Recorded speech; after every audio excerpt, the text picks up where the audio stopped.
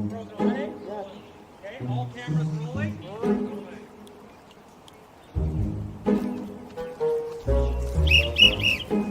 Welcome everyone. Water's warm. Come on. What's that thing? What, that?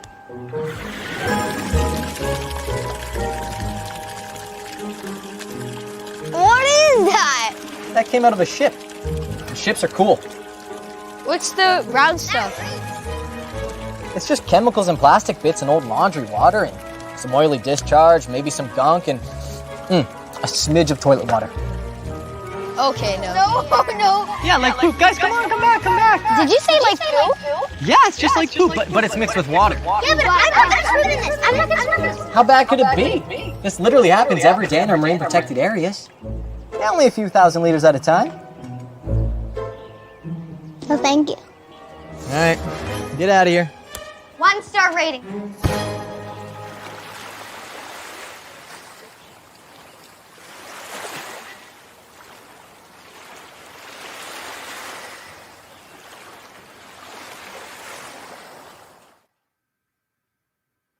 Hi everyone, I love that video. I hope you did too. Welcome to a brand new episode of Wildlife Wednesday. My name is Kim Dunn, and I'm a senior specialist in marine conservation with WWF-Canada. Thank you so much for tuning in today. We're streaming live right now on Facebook, YouTube, and Twitter. And before we jump into today's topic on no dumping, I'd like to take a minute to tell you a little bit about myself and also about what I do for WWF-Canada.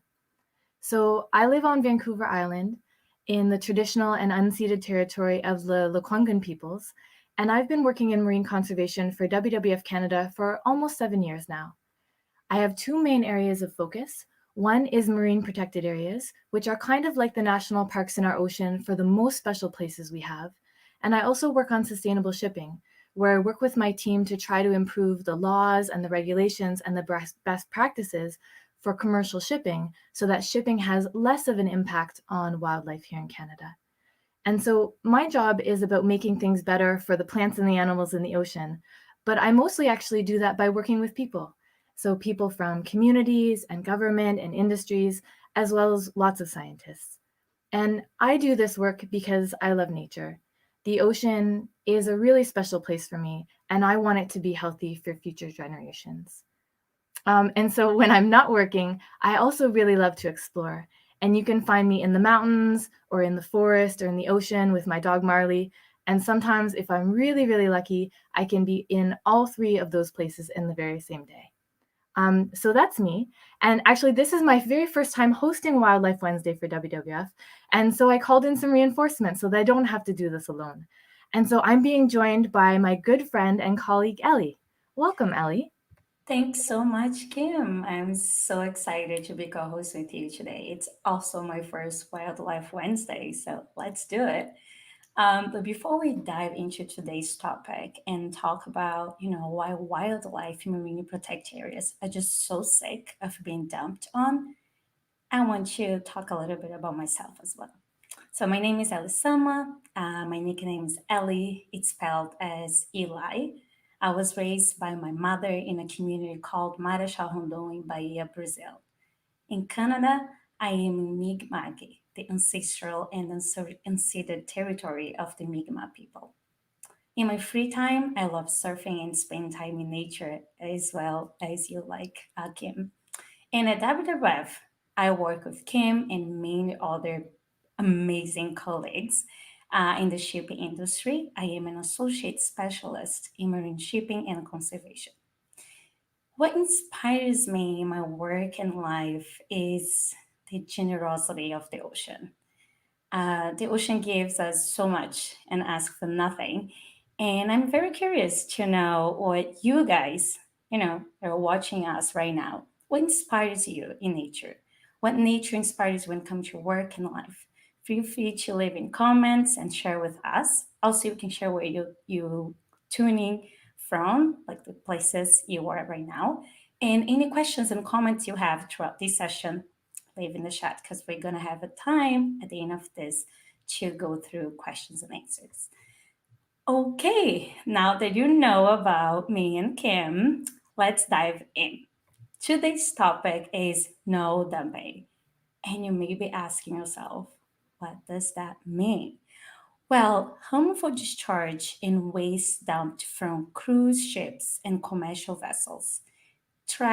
It's a very um, it's a threat to wildlife, sorry, in marine protected areas. I got lost a little bit in my notes.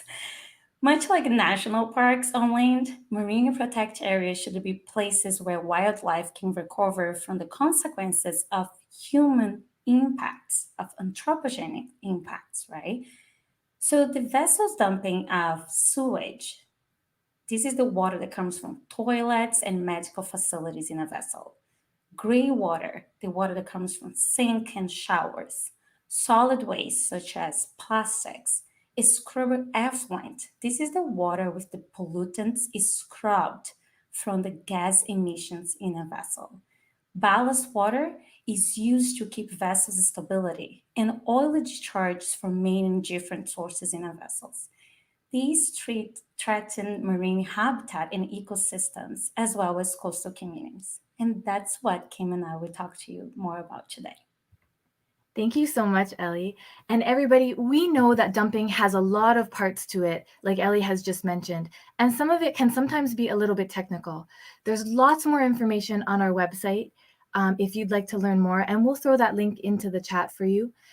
Or as Ellie mentioned, you can pop a question into the comment section at any time, and we'll answer it later on during the Q&A section. And also, everyone, I know it's hard to believe, but right now wildlife in the protected areas of our oceans are still being threatened by all the things Ellie just mentioned when she described dumping for us. And what's more, dangerous substances from dumping, so things like heavy metals, microplastics, PAHs, and pathogens, these dangerous things can make their way through the marine food web and into the food that we eat too. And so you might be wondering, how come dumping is happening at all?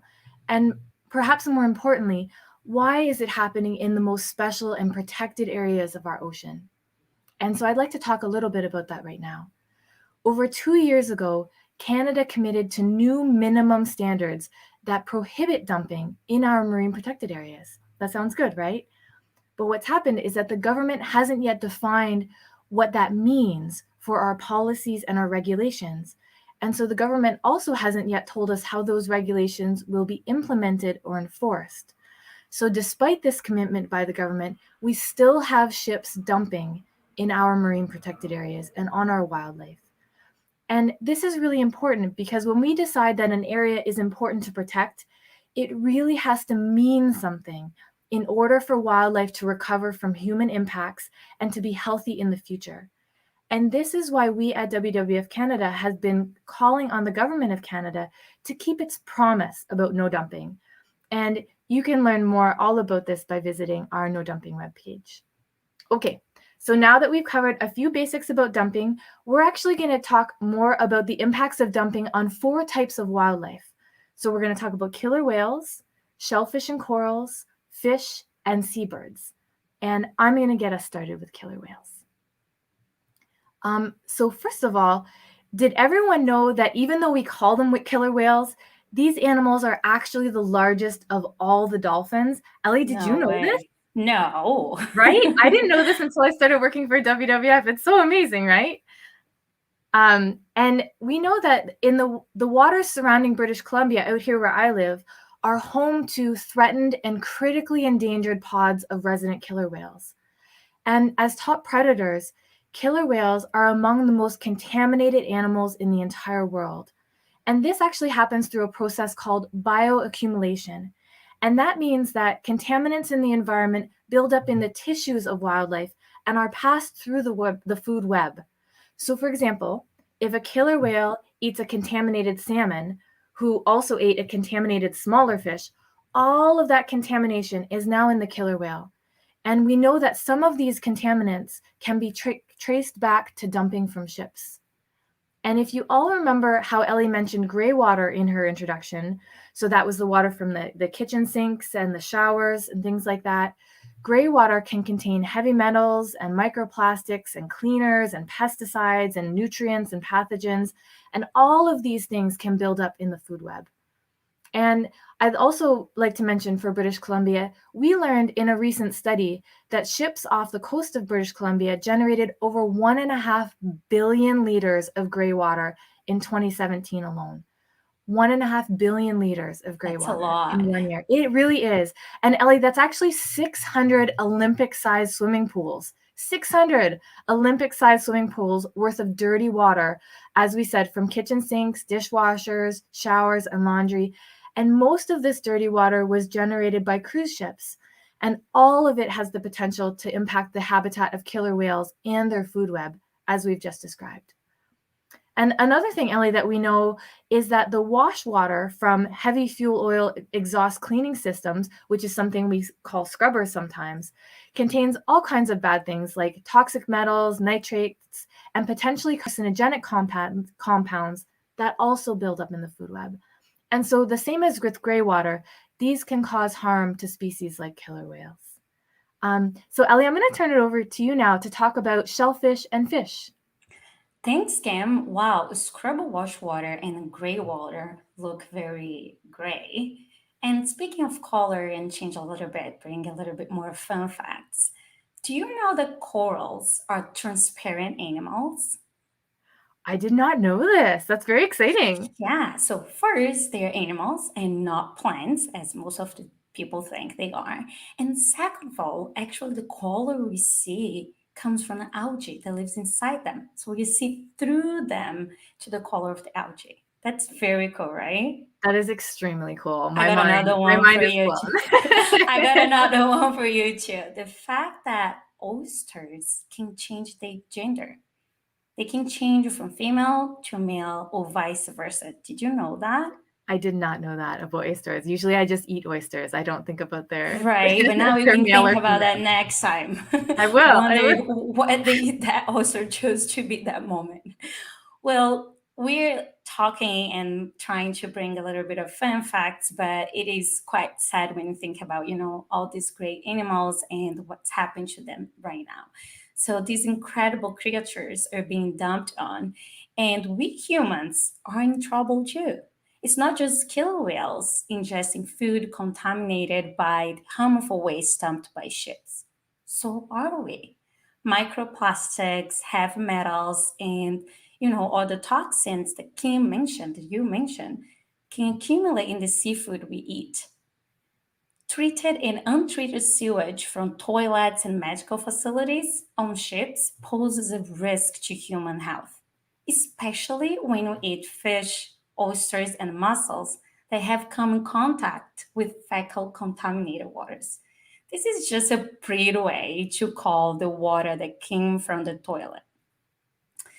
Do you guys remember when Kim talked about scrubbers wash water and its impacts on killer whales? So scrubber wash waters is also many times more acidic than seawater and contributes to ocean acidification. And you may be asking yourself, well, what does that mean, ocean acidification, right? What does it mean to marine animals? Well, as seawater becomes more acidic, shellfish, such as oysters, that Kim just said she loves, and clams and mussels, have trouble forming shells. Like we humans, we need calcium for health bonds and to grow properly, right? So these animals, they need carbonate to build their shells. A more acidic ocean means less carbonate. It takes them much more energy to grow. And shells that they have become weaker, softer, and dissolve like more easily than if the ocean was not acidic. It is very hard to survive like that. Imagine us humans with soft bones. That would be really, really hard, right? So, under acidifying conditions, cold water corals, our colorful friends, have trouble growing healthy skeletons and are less able to fight off disease. But let me pause here and check if everyone's still with us, Kim. And I want to challenge them. I want to see if they remember what you said about bioaccumulation.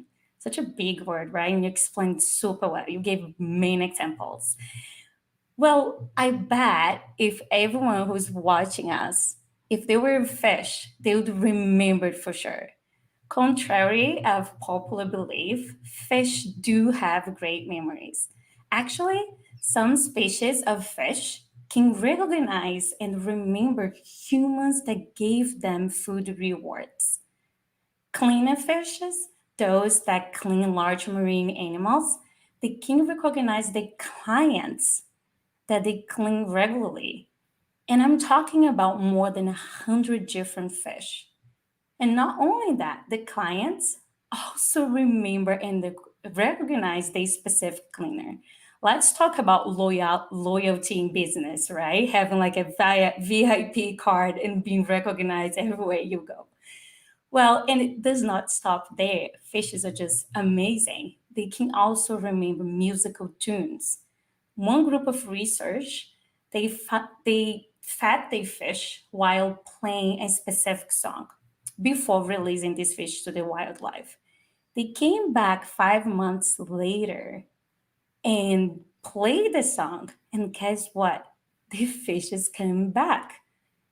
This is amazing, right? So now I want to challenge the people who are watching us. Do you guys remember your favorite song from childhood? Let us know if you have like a fish memory by just telling us your favorite song when you were a kid. So coming back to, acidification, corals, and all the impacts from dumping, Canada's cold water corals provide important habitat and nursery areas for many species, including cod. So when corals have trouble growing because of acidification and problems of building skeleton, so do cod populations. Scrubble wash water is not only toxic and contributes to ocean acidification, Kim and I have been talking about here. It also has a common source of PAHs.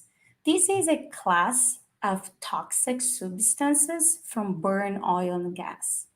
Exposure to even extremely low levels of PAHs results in problems at the early stage of the baby fish development in many fishing species, including pink salmon and Pacific herring. Not only that, nutrients from gray water, remember Kim telling us about like how much gray water is dumped in BC, can lead to algal blooms and dead zones. This is a term to refer to areas of the ocean with too little oxygen to support marine life. It contributes to die-offs. So fishes die offs and you cannot really grow or have anything there. Microplastics from gray water are consumed by marine wildlife and can end up inside of fish and humans. That's a lot, right? That's a lot, Kim. Yeah. And unfortunately, it doesn't stop here. Dumping impacts affect more the animals that just swim. Isn't that right, Kim? Yeah, that's totally right, Ellie. And thank you so much for that. So, like Ellie said, dumping impacts more than just marine animals that swim, it also impacts seabirds. And so, I'll talk a little bit about that right now. And so, when we say seabirds, what we're talking about are birds that spend a significant amount of time, often nearly their whole lives, at sea or in coastal marine environments. We also sometimes call these birds marine birds. And some examples that you might already know include birds like puffins and albatrosses. And fun fact for you, Ellie, did you know that seabirds can actually drink salt water? What? Yes, they have a special salt gland that enables them to drink salt water, and then they excrete the salt later. So that enables them to spend huge portions of their life history at sea. Pretty cool, right? This is so cool. Right? Yeah. And so when we're talking about dumping, one of the things that we haven't talked a lot about yet is oily discharge that's coming from ships.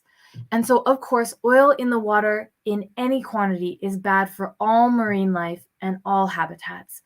But for birds, the effects can be especially harmful because oil reduces the waterproofing and the insulating properties of their feathers.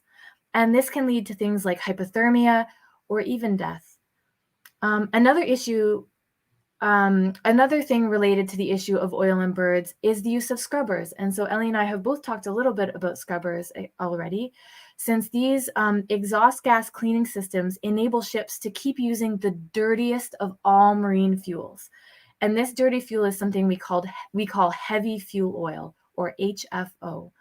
And HFO can be nearly impossible to clean if it's spilled in the ocean.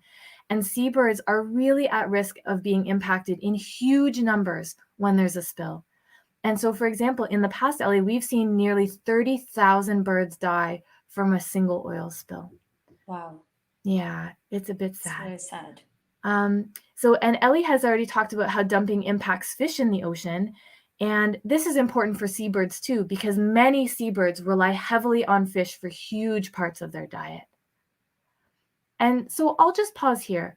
So far, we've talked a little bit about what dumping is, and we've also highlighted why it's harmful for wildlife. And I think the thing to remember is that dumping and marine protection, they don't mix. And after the Q&A, we're going to tell you a little bit more about how you can help, and we really hope that you do. So we have a little bit of time now for Q&A. If there are any questions for us, you can put them in the comments, and we can answer any questions you have about anything we've talked about so far, or maybe even anything you're just curious about. Yeah, we have a question, Kim, from Pravina. Do you want to read her question, please? Sure. So Pravina wants to know if there's anything that she can do to help. Thank you so much for this question. And we were going to talk about this later, but I am very happy to talk about it right now. And so the first thing that you can do to help us is to learn more. And so you took the first step by joining us here for this Wildlife Wednesday today. We've also shared the link for our webpage on no dumping in the comments section on all 3 platforms. And so we would love if you would go there.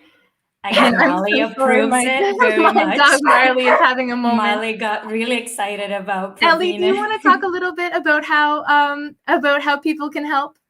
Yes, for sure. So Pravina, as Kim said, get informed and get to know more about the dumping campaign. And the best place is our website. And in our website, you're going to find not only more information, but also how to take action.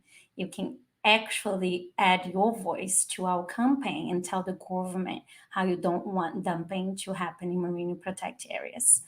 Share with your community, your colleagues, take the word where you go, and for sure you're going to be doing a lot. I think the first step you already took by being here and get informed. Is Marlene still want to participate? I think Marley wants to join the Wildlife Wednesday. She's doing okay. I don't know. Do you see any more questions in the Yes. chat? I don't think that I do. I see Sarah. Sarah is asking us, why is it so hard for the government to enforce the no dumping rules? Great question, Sarah. Do you want to answer, Kim, that question? Yeah, I can. And so part of the reason, Sarah, and thank you so much for that question, is that they haven't really written the rules yet. And so over 2 years ago, the government made this promise that we would have no dumping in our marine protected areas in Canada. But they haven't decided what that means yet. So they haven't defined what dumping means for Canadian policies and regulations. And then they haven't put those things in place yet so that they would actually affect the ships and change how they're dumping in our protected areas. So it's not so much a matter of enforcing the rules, it's the fact that right now we don't have those extra rules written down for us yet. So we're still waiting for that. And part of what we're asking when we write our letters to the Prime Minister is for them to do that for us. We really want them to create a comprehensive definition for dumping that includes all of the important things that Ellie and I have talked about here today. And you can read a little bit more about that on our website as well. Thank you so much for that question, Sarah. And also lovely to know, Sarah, that you remember the song, your favorite song from your childhood? Under the Under the Sea. Sea. Jacqueline, I think the I same. still know all the words to that The song. cat came back. You guys may be fishes and you don't know yet. Maybe. Ellie, should we transition to trivia time? Yes, it is trivia time. Let's do it.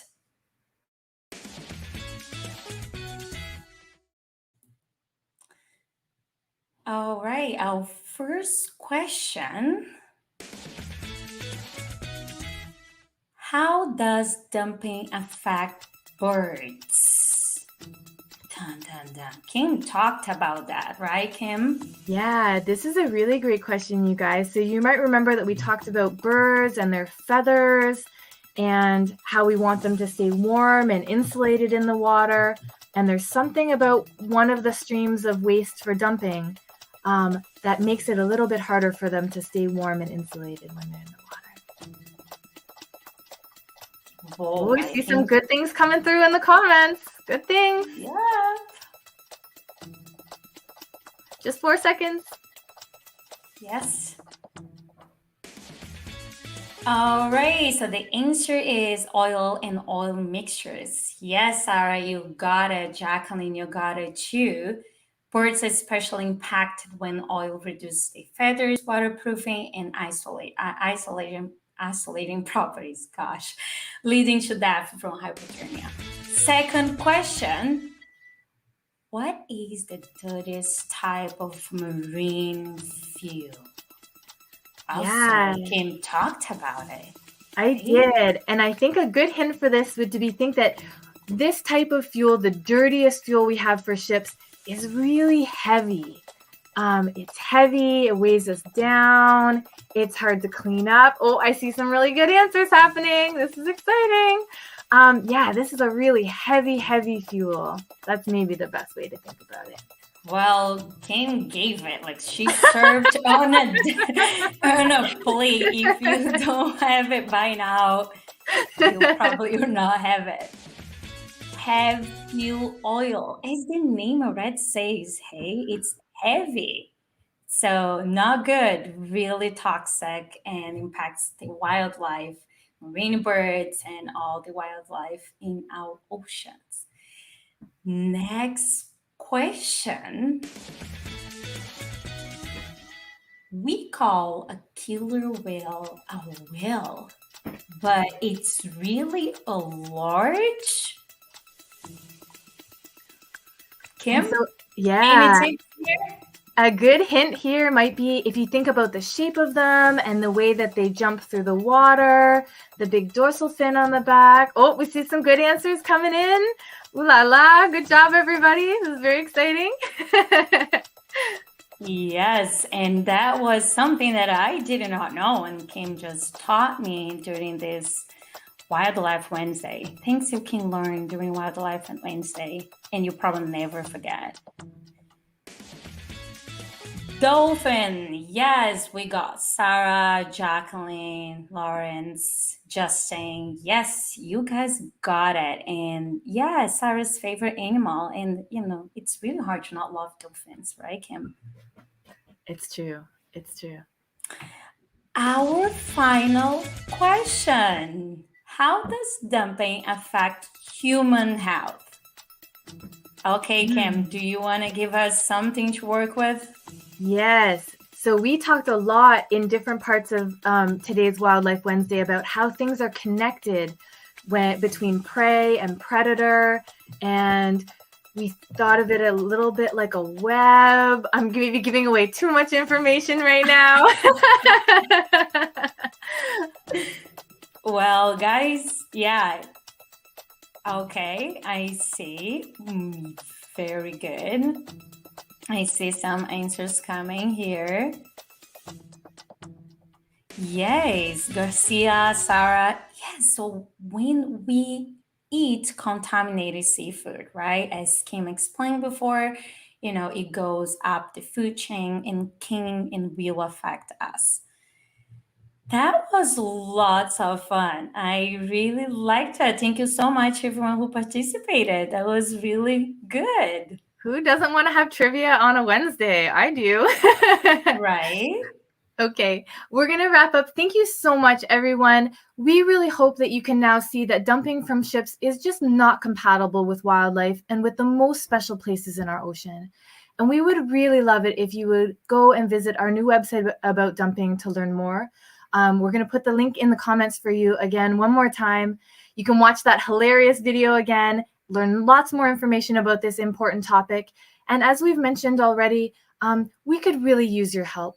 And so right now we're asking all Canadians to add their voices to this campaign and ask the Canadian government to keep its promise about having no dumping in our marine protected areas. And so on that same webpage, you'll be able to send your letter to the Prime Minister of Canada. And that's it. Thank you so much, Ellie, for co-hosting with me. It was great to not be alone. Yeah, thank you for having me. I got a little bit lost with my notes here. I felt like, someone hosting a TV show program, but thank you so much. It was great. And I'm so looking forward for more Wildlife Wednesdays. It was so much fun. So thank you so much for joining us, everyone. You can tune in on the last Wednesday of every month for a new edition of Wildlife Wednesday. Thanks so much.